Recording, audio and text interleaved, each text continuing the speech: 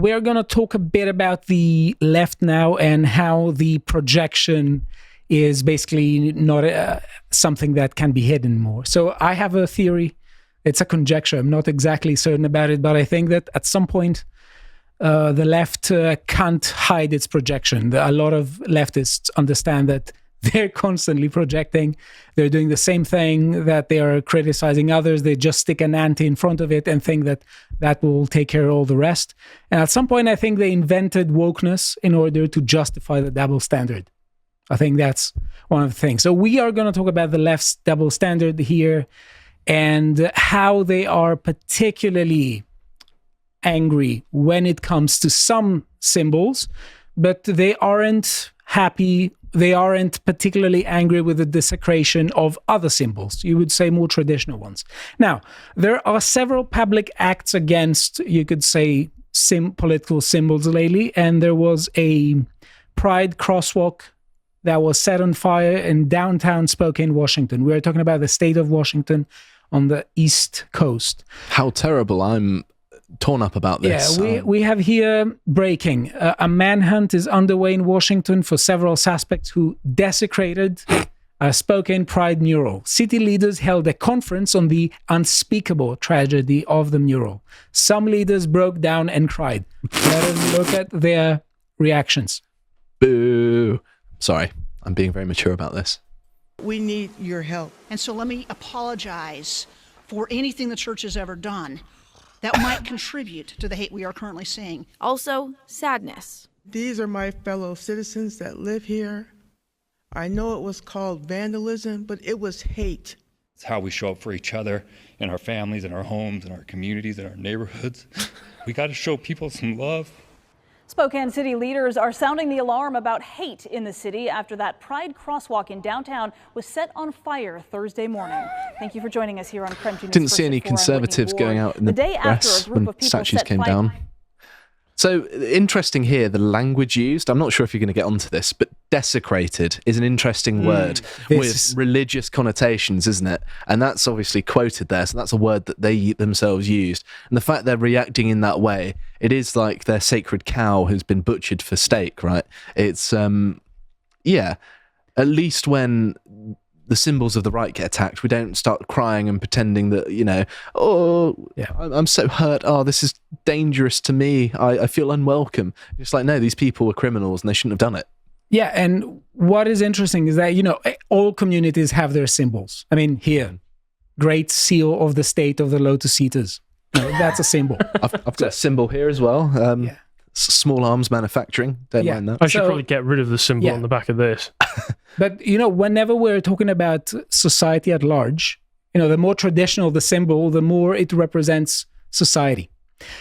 The issue is that these people have a double standard. They employ double standards because they are traditionally okay with the actual desecration of traditional symbols.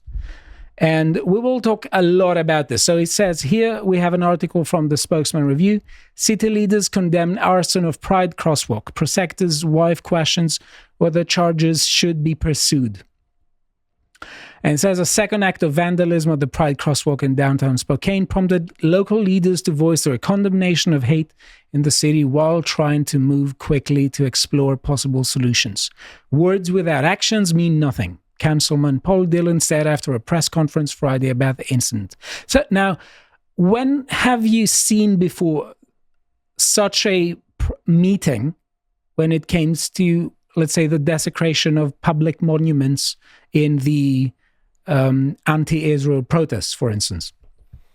Could also be US Civil War ones for Confederate generals. They got taken down, or founding fathers, or any number of statues, right?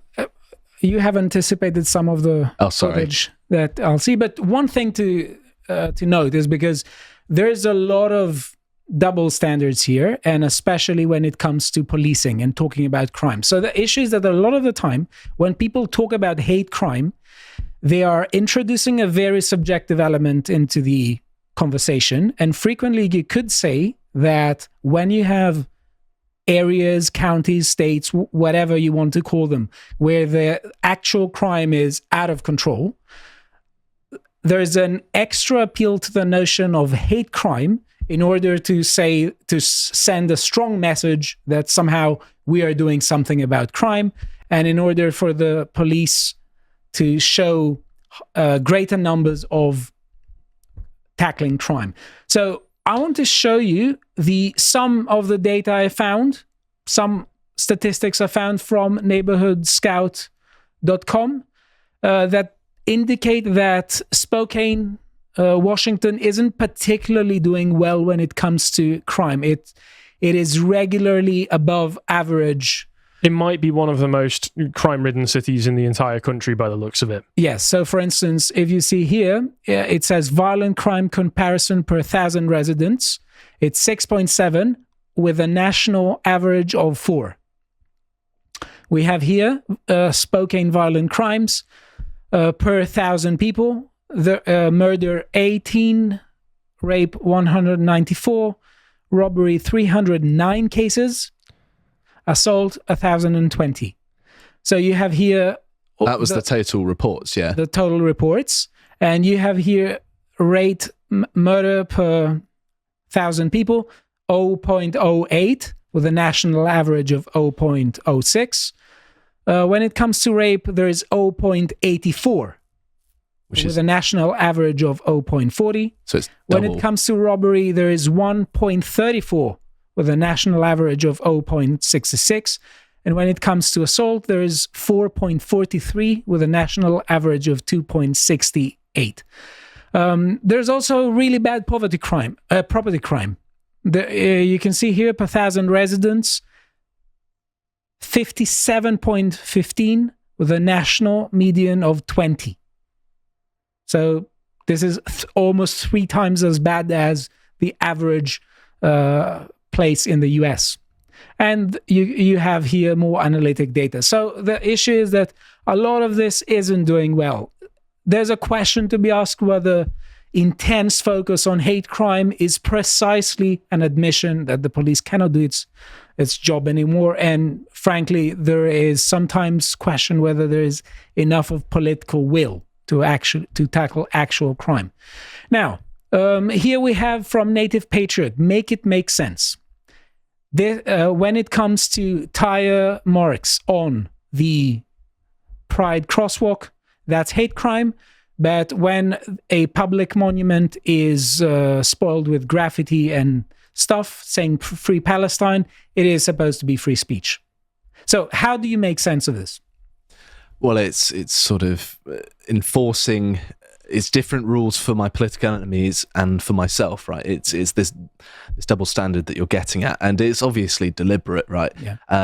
Human beings are sort of predisposed to do that anyway, but if you add on top of that an ideological component to it, then you can really prime people to be really quite aggressive in pushing this mode of thinking of, well, my things are sacred, your things are evil, therefore I can apply a different standard to you because, you know, I'm in the right and you're in the wrong. Yeah. So I think that basically this shows that very well that wokeism and wokeness is basically the justification of double standards. There used to be a case where the leftists in the past didn't want to appeal didn't want to be seen to appeal to double standards, and they were sort of trying to do some conceptual manipulations and tactics in order to appeal not to do so. But at some point, it has gone completely out of control. They cannot pretend that they're not doing it, and wokeness comes in as an ideological construct to justify the double standard. And the issue is here that there's an element of shame to most people. And when it comes to most people, it's the element of the majority of the population.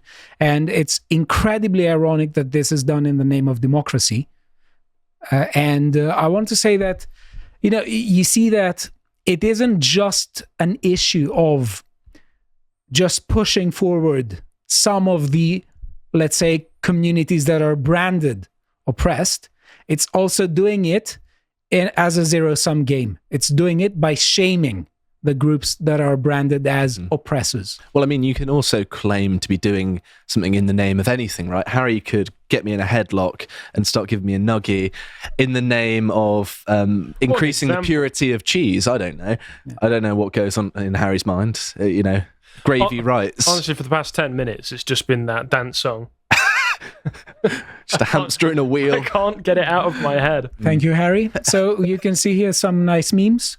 It says, Liberocrat media, I say it's time we do the same thing to them. It says things like that. It shows the double standard. It's called free speech if you burn traditional symbols. But when it comes to non-traditional symbols, it says, find out who did this and arrest them. Here we have peaceful protest when it comes to the desecration of monuments, hate crime when it comes to leaving tar marks on top of the crosswalk. Would you say, Stelios, that it's that some people are just simply not capable of holding consistent principles for any particular reason? I don't have anything in mind necessarily, but to my mind, when people are actually fair and even-handed, it seems like they apply their principles consistently and evenly and even-handedly and dare I say fairly, whereas it seems to me that this is not going on at all. And is it a matter of capacity or is it deliberate intention? Because I think I can see a case for both, really. Yeah, I think that there are two tiers in wokeness. You have tier one, that is basically, very naive people who say, let's all hug each other. And if we hug each other and sing and recognize each other, the world is going to turn into the Garden of Eden. And to the extent that it doesn't turn into the Garden of Eden, it's the fault of the oppressor groups. And then there's tier two wokeness that seems to me very deliberate and very systematic. In that case, you could say it's principled, but it involves a principled separation of the population into oppressor and oppressed groups, and claiming that the members of oppressed groups should be ashamed, and it doesn't matter if their public symbols are being desecrated. And then you have the members of the oppressed groups who basically can get away with anything. And even if they commit the most heinous crime, it's somehow the blame is the pressure to internalize the culture of the oppressor. If you're a member of a protected group, you don't have any agency. You're just a conduit for forces to make you do things. Yes. So it depends on whose principles we're talking about. Mm-hmm. Well, I would say that for most of these people, it seems that there's not much principle going behind it. It's a pure sentiment of this hateful idea about the oppression that comes with more traditional values, and they see everything that's going on right now as a way of hitting out against those traditional values. The pride flag is a symbol of progress to them, which they attach a certain sentimental value to. So when they see somebody desecrating it or vandalizing it, they get an emotional reaction. It's all very, moral foundations, Jonathan Haidt. Yeah. But the issue is that these contradictions are very obvious. And if you look at the protected groups within quotation marks, you'll see that they are not consistent. They don't have compatible views of what constitutes, let's say, a peaceful coexistence. So people can talk about it. And that is why a lot of the hate speech laws are being put forward and passed, because they are precisely designed to basically stop people from pointing out these contradictions and saying that, listen, not everything can be blamed on the let's say, traditional culture. There are other issues as well. And here you have a lot of politicians that want to be progressive who are actually campaigning for even stricter hate speech laws. Let us look here. Green Party Deputy Leader Catherine Martin in Ireland, and Ireland has one of the worst hate speech laws, says that her party will be pushing for Europe-wide hate speech laws if they're elected to the European Parliament. Let us listen. I think many people in Ireland now have seemed to think that the hate speech bill here domestically is more or less dead. We haven't heard anything about it in weeks at this point in the run-up to the election. I'm wondering, is that still something that the Green Party would be pushing for if they get a good result in this upcoming European election, that they would be pushing for hate speech legislation in Brussels? Yes, that is something that the Green Party would be seeking. Evelyn? I tell you what I really hate. People who try and control what people say and try and get them arrested for saying things that they don't like. I think it makes you pathetic and weak and beneath contempt. And the question is obvious. How can people think that this isn't propaganda when Ireland has had 2 referendums where basically the government was completely crushed, and that was basically a message that we don't like what you're doing. That's the message the Irish people gave to the Irish government. And you have here another party leader who, in the name of a democratic, allegedly, in the name of a democratic party, doubles down and says, yeah, we are going to campaign for more. And we are going to campaign to introduce these bad hate speech laws in the EU. And the EU has a particular affinity for this message. We have here from the Free Speech Union, the European Commission is considering proposals to implement a block-wide public education campaign about the dangers of hate speech that will involve stamping anti-hatred messages onto consumer items, including toilet paper. Big Brother is wiping you. I mean, I'll take the toilet paper if it means I can wipe my arse with their slogans. I mean, that's if it's printed on the actual paper itself, it's like, love is love, and this seems counterproductive for them. Well, we have here from the Free Speech Union. It says the panel's final report adopts a definition of hate speech as any speech that is incompatible with the values of human dignity, freedom, democracy, the rule of law, and respect of human rights. As if what we heard from the Green Party leader was respecting the democracy and the vote of the Irish people. Freedom. Yes. Get out of here. Yeah, basically, according to this, the hate speech law is hate speech because it's incompatible with freedom. Okay, again, the question that you've always got to ask with this stuff is, when did the Irish vote for this? When did we vote for these laws? When did any European vote for these laws? When did any Canadian or American vote for these laws? Yeah. But I think that's an interesting message. If you have a tag on products that is anti-hatred and you're thinking of buying a horse cart, we have here an illustration of it. That's the anti-hatred horse cart. Sound effects as well. So you see it has all the symbols. It's like a triumph, isn't it? Like a Roman triumph, but only a lot gayer in a literal sense. Yeah. This isn't... So this is why you sent this to me earlier then. Yes. I wanted to ensure that you had a good day, because, you know, the good day begins from the morning. If the morning's good, the day's going to be good, usually. And this is your idea of a good morning. This is how... Well, you weren't hidden under one of those horse masks, were you, Stelios? If this is your idea of a good morning. This is how Vorsh turns up to a debate. Yeah, so basically, if you want a horse cart that is anti-hatred, maybe you have a good idea here. Right. Let's talk a bit about Ursula von der Leyen, who is the EU president.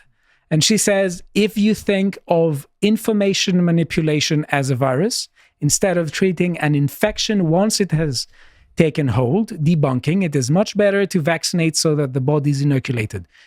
Pre-bunking is the same approach. And if you listen to what she says also, if you play the video, you will see also that she's talking about immunity from disinformation. Mm-hmm. And I want to say that yet again, this is another instance of propaganda that people should become aware of.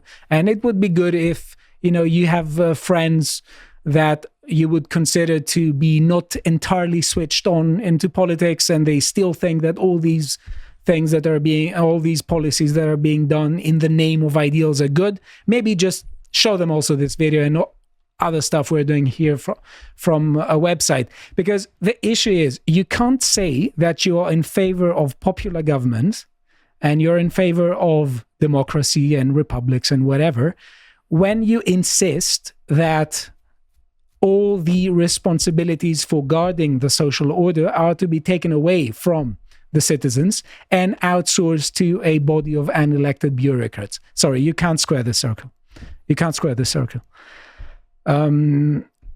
And one thing to say is that whenever we're talking about policies and laws, a lot of people are thinking about the intention behind the law.